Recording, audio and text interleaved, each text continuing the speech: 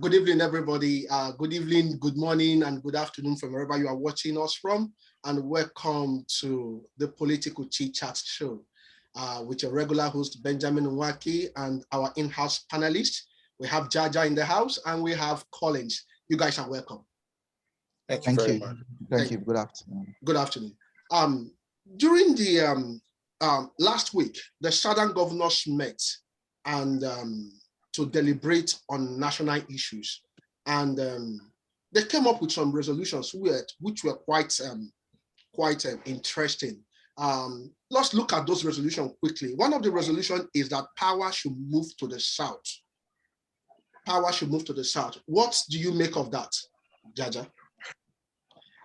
Thank you very much, Ben. It's, the issue of power shifting in Nigeria has always been a very, very thorny issue. And right now, at least within Southern Nigeria, that position has been widely welcomed by almost both elite and even the masses. The reason being that people rightfully so believe that, okay, the North has had its turn of 8 years and it's now turn of the South. I think beyond just that position, there seems to be a real fear by most of the political actors that the political North wants to renegade on the gentleman agreement of moving power to South. The reason why that arrangement is placed, though not in our constitution, is to foster unity, cohesion, equity, and justice among all what we call the component section of what we call Nigeria. Okay, let me bring in Collins here. Collins, was there any time there was a gentleman agreement between the South and the North that there should be rotational presidency? It's not exactly an agreement between the different geopolitical zones. It's an in-house agreement in each of the major political parties. You see the trajectory of those who contested for the presidency in both political parties from 1999 to date. It has been Yorubas. From the Yorubas, it became the Northerners. And then there was a gradual shift to the South-South. Political analysts will tell you that shift to the South-South was occasioned by the death of the then president, Yar'Adua. Nonetheless, there was a shift. Yes, there has always been a gentleman's agreement. And I reckon the present governors want to ensure that agreement is not reneged on, going by the purported body language of the political North as it stands today. So, yes. Yeah, let me stay with you, Collins. Don't you think the position of the Southern governors is like divide and rule? In a country where fairness is meant to be the foundation, can't anybody from any part of the country be the president of the country? Yes. If you recall on our last discussion, I said something. Where power comes from shouldn't necessarily matter. What should matter is competence of the person who is going to hold power. Nonetheless, if there has been a gentleman's agreement since 1999 when we came back into democracy within each of the political parties that power should devolve through each of the geopolitical zones, I don't see why anyone should renege on that. Who is to say the best man cannot come from the South? What should happen is, in ensuring that agreement is adhered to, the Southerners should then go back and look within themselves for who the best man should be. And the best man should be put forward. It necessarily does not matter where in the South that best man comes from. It just has to be the best man from the South. Okay, thank you. Jaja, one of the resolution too was that when Federal Investigation Bureau, any federal agency coming to the state to arrest anybody from the state, the governor should be put in the know. You as a legal practitioner, what do you think of that? Well, I wouldn't even put it as, I wouldn't speak as a legal practitioner. I'll just speak more of it as a student of history and current affairs. To be honest, the governors are concerned. I think they are speaking on a very strong footing, legally speaking, because the Constitution vests in them, that power as the chief security officers of their state. Now, it becomes a bit ironic and especially dangerous at this time, where certain critical, serious security intel, info, or even operations are happening in a state and the governor is not aware. What stops, and it also brings to mind some of the bad lessons that, these things are pretended. Like I can even give you the case of Anambra where, Ingige was, kidnapped, and even, you can even say to a large extent, Alamesia as well. Yeah, man. But even beyond the history of this thing, there are a lot of things going on, and having to bypass the governor's authority or even undermine their status as the chief security officer of the state doesn't bode very well. So, but even beyond the politics, legally speaking, I think that demand beyond any sentiment is one that is not unfair and is just in the circumstance. Okay. Collins, during the week, there has been this information filtering around that there is a move by the National Assembly to take out the electronic transmission of results. And the Speaker of the National Assembly and the Speaker of the House of Rep have come to debunk that claim. But the governors, the Southern governors, during their meeting, they did make mention of it, that the electronic transmission of results should be included in the electoral bill being processed by the National Assembly. So who are these people that want to expunge the electronic transmission of results from the electoral bill? The same way we have up till today do not know who the cabal is. That's the same way we do not know who some of these faceless people are, both at the National Assembly and even from the executive arm. It's rather unfortunate. If you recall, one of the reasons given for the electoral bill not being passed before the last election was that it was too short before the election. The timing was too short, and it would take the electoral bodies time to get used to it and then implement the terms of the bill if it was then passed at the time. That was the comment from the presidency. And now it is time to pass it. There are whispers here and there and inferences that certain provisions wants to be undermined. And when these provisions, of course, are undermined, it undermines the powers that vest in the people. One of such provision is the electronic transmission of voting. Who these people are, we do not know.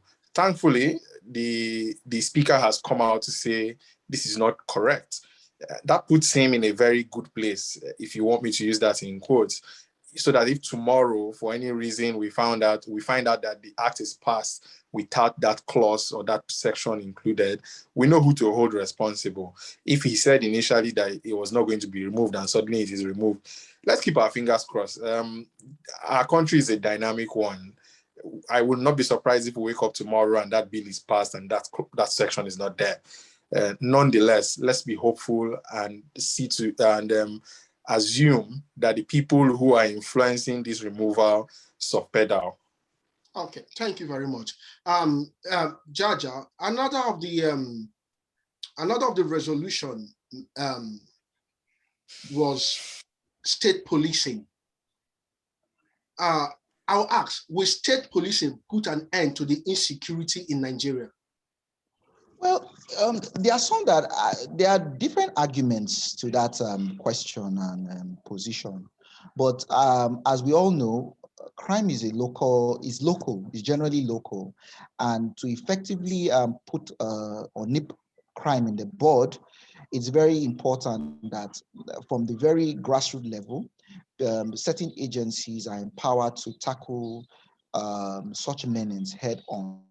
Now, because of how big Nigeria is, the center, it has become apparent beyond reasonable doubt that the center can no longer effectively, not that it did initially, but now as it is with the spate of violence across many of governed spaces, we now see an urgency to allow the management of policing from the community level to the state level, and even by and large to the central level, to be broadly decentralized for effective checking of crime at all levels.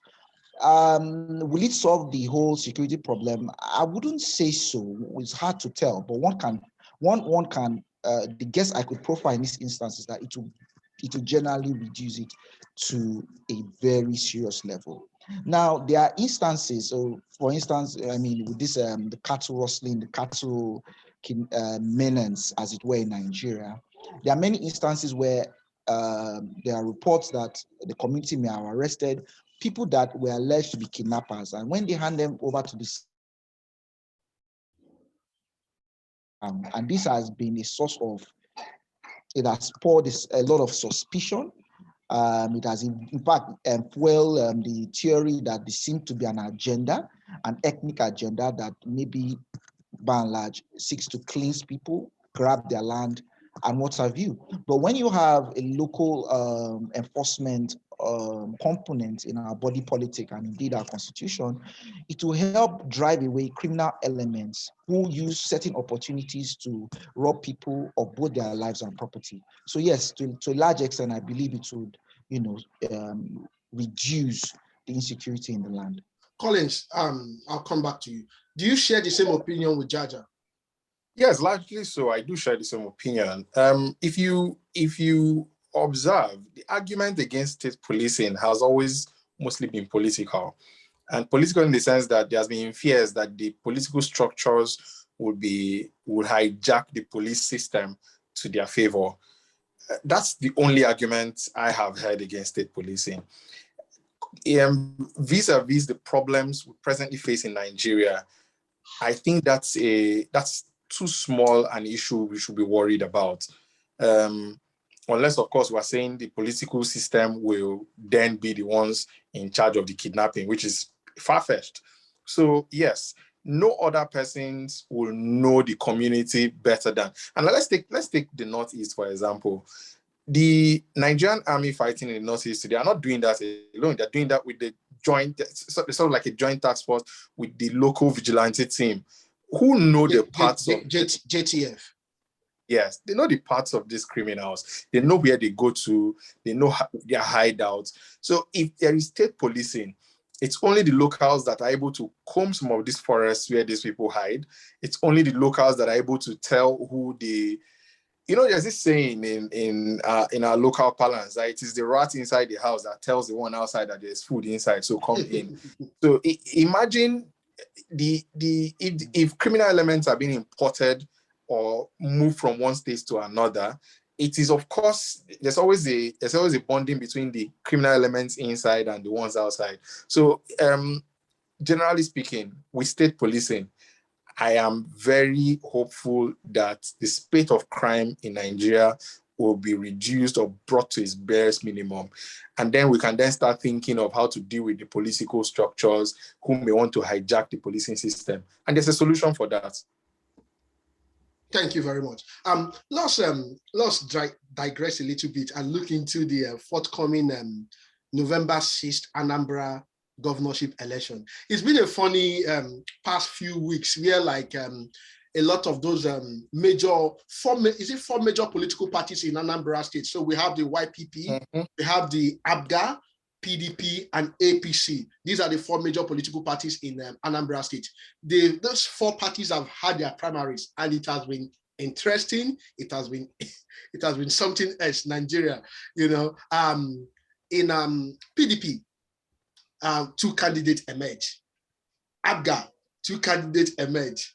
Anambra State, it was called APC. It was called a ghost primary because a lot of the 7 candidates are saying that the primary election did not hold. What do you make of that, Jaja, please? One thing I like about Anambra State politics is because of its vibrancy, its dynamics. It's hard to tell the twists and turns it can come about. Anambra State is always, it never leaves you, it never fails to give you the needed drama of highly contestation, for the seat of power in Anambra. Um, it's not surprising, but I feel it's going to create a lot of issues. That's my own opinion from my own view as an observer. As you said, let me correct you. In PDP, it's not even two. We have three contestation. That's Oh, between the Madukas group, the Valentine's group, and of course the Ubas no, group. no, the Madoka group did participate in the Valentine's group. He Yeah. didn't win, and now he's calling himself, he's now saying, since PDP now has the Obaz group have their own candidate, the mainstream PDP has their own candidate, he's saying he's a candidate of the people. Well, anyways, I reckon that it will be interesting to see how such resolutions will come to bear. But I believe PDP and as well as all political parties need to put their house in order, because this will most likely affect their chances. Remember the cases, particularly the case of what do you call it, the Zamfara states, where Yes. because of the proper conduct of primaries, they were disqualified even when they won. I think political parties, by and large, in Anambra must take note of that in order to, succeed. The same thing for APC. The AP zone is very interesting because, as you said, the ghost primary, where so people, in fact, most people claim, or most of the actors, not most people, most of the actors claim that they weren't primaries. I think the leadership, the party leadership, really needs to look at it fast and see how they can salvage it and see how they can reconcile these discrepancies that have now bedeviled the APC primaries. For the APGA, well, to me, I think APGA and YPP, though in APGA, we know that there's a crisis brewing, but by and large, there seems to be a consensus in APGA as per the Charles Soludo emergence. Despite the what you call it, the factions, by and large, there seems to be a broader consensus. So I think theirs will be a bit more easy. Okay. YPP the same. Okay, Yes. Collins, let me come to you. We did say the four major political parties, and we included the YPP. That's a big surprise because a lot of Nigerians don't know the party called the YPP. But that was a surprise pulled by Senator Ifeanyi Oba. What do you think are the chances of Senator Ifeanyi Oba in this governorship election? He's running against his brother, assuming his brother comes out in the PDP, right? No. Ifeanyi Oba is the YPP, the senator. I know there are two Obas actually. I said he will be running we're against. talking about those two Obas are different from this one. These ones are not related. Oh, I always assumed they were. But there are two brothers. There are two brothers in the race. We'll talk about them. But yes. Just let's extray this. The senator, the current senator. Yeah. So he's the man to beat in this election, assuming everything was well, is Professor Chukwuma Soludo. His clout, his political clout over the years has sort of been unrivaled, and unlike the other candidates, has been without any controversy. So yeah, I still hold the view. I was having a conversation with a few people a few days ago, and that was my view too, that yes, the credibility of the other candidates notwithstanding, I think the person to beat in this election in Anambra State is Chukwuma Soludo. I will a few persons will disagree, a few of our viewers might disagree with you. Chukwuma Soludo has contested the election twice already without winning. In 2009, he was the PDP candidate and he lost that election. Okay. Yeah, in 2014, he tried contesting against the current governor, and he was disqualified. So, okay, we said some persons will share different views. Yeah, we said something about Zamfara State last week when we were discussing about the political structures in the state. when Chukwuma Soludo contested those 2 times, the sitting governor was not on his side, unlike today.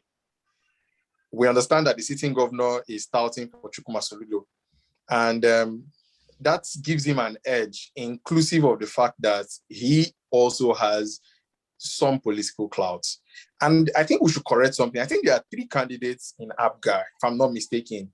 And in addition to that, last week, Thursday, there was a federal high court decision that said the primaries in APGA was not properly held, and Chukwuma Soludo was not the correct candidate.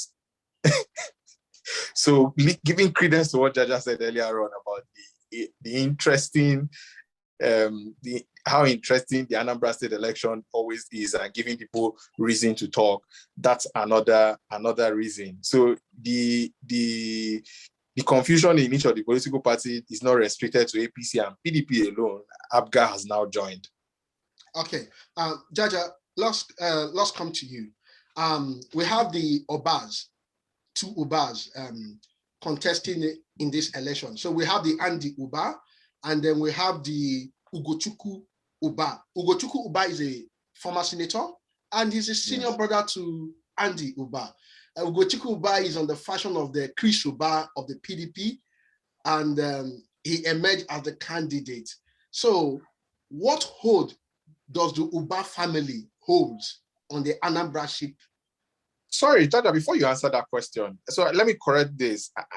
I reckon all 3 Ubas are related. While 2 of them are siblings, the other Uba is a cousin to them. Okay, you might be. I think I have to do my research on that. I'm sorry if I got that wrong. I think just to give clarity, to the best of my understanding, it's something we probably need to do more research on. But yes, we have to.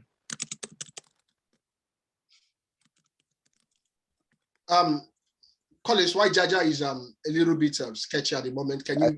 If I is a political, yeah. So if I can you hear me? Yeah, we could hear you, Jaja. Go on. Yes, to the best of my reckoning, Chris, Andy, and Gochuko are both are brothers under one family. While Ifeanyi is not related in any way, but indeed that's what I thought. But we do our research. I thought you were related. Apologies. Yeah. Okay. The reason why I say this is because it's not today. They have always been a recurring political actors in the Anambra state politics, and it calls to question a lot, because one would think that since they are brothers, they will all unite and work for the emergence of at least one credible person to drive the agenda for the state. But it seems as if there's trouble in paradise, and I don't know. So in terms of their chances, theoretically speaking, one could say that because Andy Uba has the backing of the federal government, theoretically speaking, since the center is APC, he'll probably have something going on for him. He already has a structure. He already has things that would make him be a frontliner. But however, because of this, the outcome of the primaries, where he may be going into the contest in a front that is not united, so that may be a major problem. For the Ogochukwu Uba, well, the issue of factionalization already, it's already a big disadvantage. PDP, by and large, in Anambra State is well rooted. It has grassroots support. Its structures are very strong. However, because of this issue of fractionalization, your guess is as good as mine as to what their chances may be. I think I'm inclined to still support Collins. Yes, Abga, you have to understand, generally speaking, most of the candidates will always have one court judgment in their pocket waiting at every given turn, to offset the dynamics of what is going on the field. But having the support of the governor in this case, and with the trend of ABGA being more than 16 years plus, taking to consider Peter Obi and as well as Governor Obiano,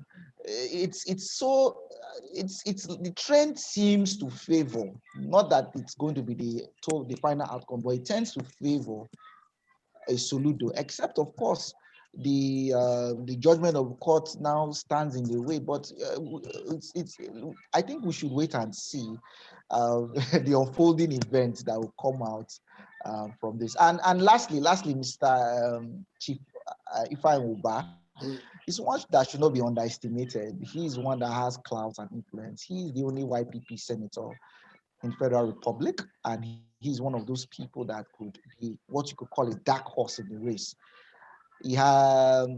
So with the campaigns and with the reading of the manifesto on the field, one could probably now see the trend and try and give an educated guess come November. There is somebody we're forgetting to mention, and he actually is of the main PDP stream, and that is a candidate of the main PDP, where Peter Obi belongs to. That is Valentine Ozigbo. Collins. I mean, he was a former CEO of Transcorp. You know, so yes. he's a financial man. He has the resources. I don't know much of his activity politically because he has not occupied any political post, to be honest. But he has the resources. He has rich friends.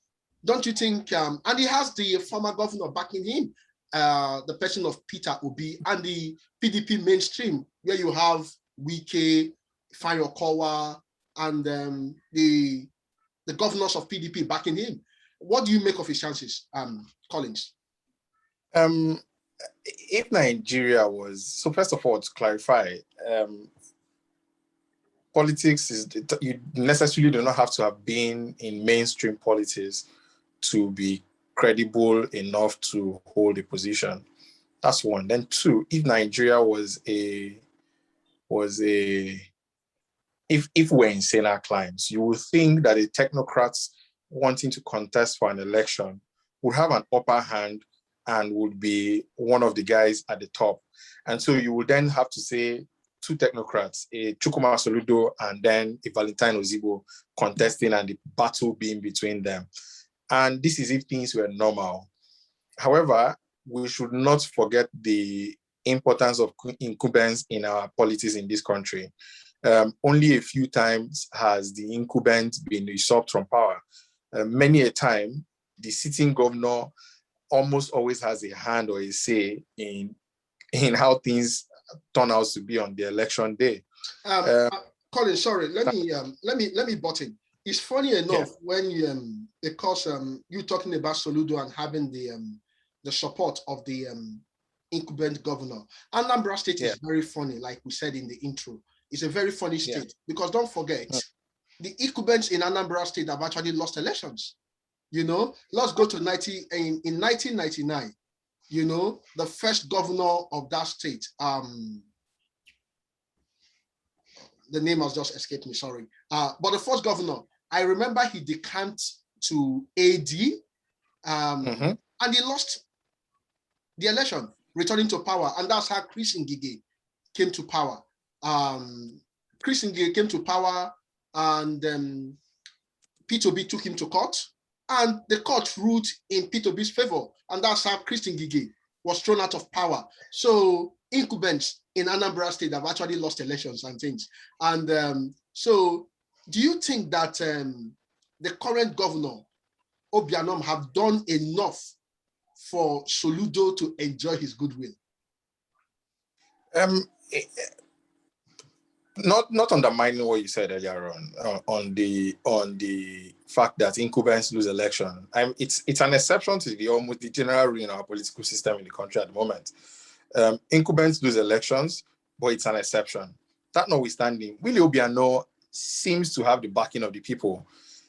It appears people are happy with what he has done in terms of infrastructure and in terms of having the people on his side. People have said he has there are better roads in Anambra. There's access to the government more in Anambra now. Now, these are views of different people. I'm not in Anambra State. I've not had reason to stay there. But if what people who sit there is anything to go by, some people hold the view that Willie Obiano has done very well. And that was one of the reasons he came back during his second term. Even people who are not Anambra, people who are not in the state sing his praises, in addition to those who are there. So I think that's something to go with. The present governor has a credible reputation in the eyes of the people.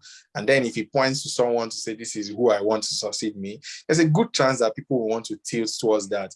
Nonetheless, all of these views I've expressed here are subject to the fact that on election day, people will make a decision and then decide to vote for who they want to vote for. And if the election is not rigged, and we expect it will not be, then that person wins the election. All right, Jaja, do you think, I'll ask you the same question I've asked College. Do you think Willie Obiano enjoy enormous goodwill from the people that Soludo can inherit to win this election? You know, my own position is, can you hear me? Yes, sir. Very well. Now, my own position when it comes to Anambra, it's yes, there's a trend, but it's highly unpredictable. Why? Because Anambra is a strong grassroots state. Sorry, 1 minute. The name of the former governor is Mbadiniju. I just said let me get that to our viewers. Okay. Yes. I'm trying to remember the name. Chinwoke Mbadiniju. That's the name of the former governor. Yeah. That lost the election in 2010 when he came to APC. Yeah. Go on, Jaja. So as I was saying, Anambra is a high intensity grassroots state. It's not a state where you can just, push your own agenda. You really need to go down to the grassroots. And I think that's part of the reason why during the first 2 times Soludo came in, he found a bit of difficulty. He had to now go back into, do his homework, ensure that he is in sync with the grassroots, get the governor's buy-in and support, and here he is now. That's why he's now placed more in a better position. Now, it depends on all the candidates and what they are going to do at the grassroots level. Yes, the support of the governor is an advantage. The support from the federal government is an advantage. Party structures are advantages, but regardless of all these things, you really need to engage the people, get their buy-in and trust before they can lend in their weight. Okay, thank you very much. As we start to wind up now, Collins, it is said that Anambra has the highest numbers of billionaires in Nigeria. Do you think money will play a role in this politics, in this election, I mean to say?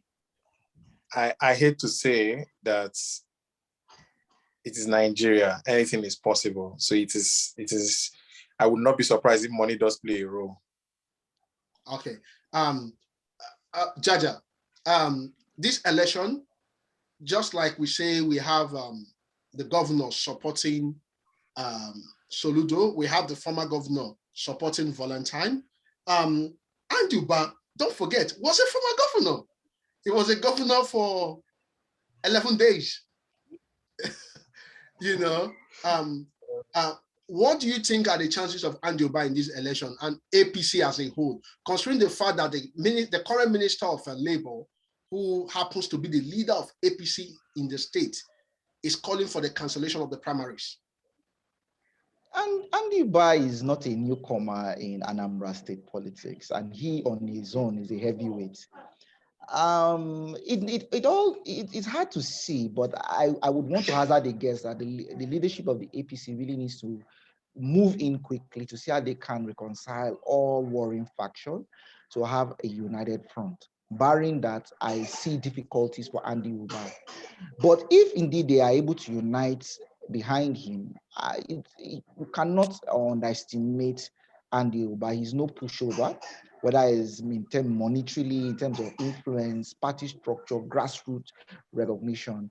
This is someone that on his own has that,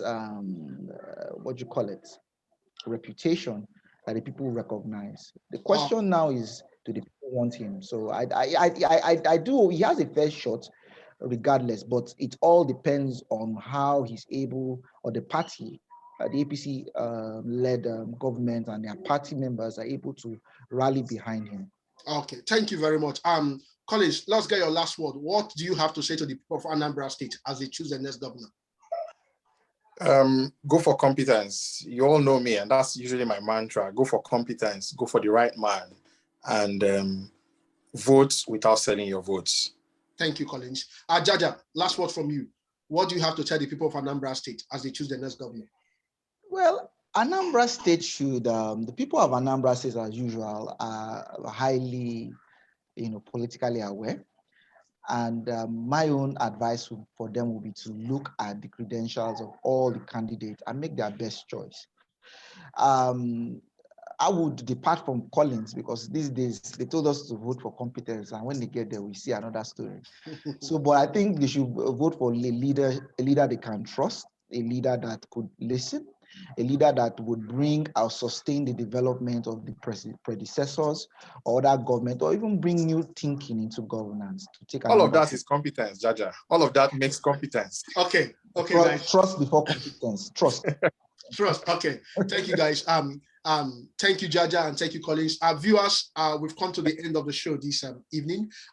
Thank you for staying.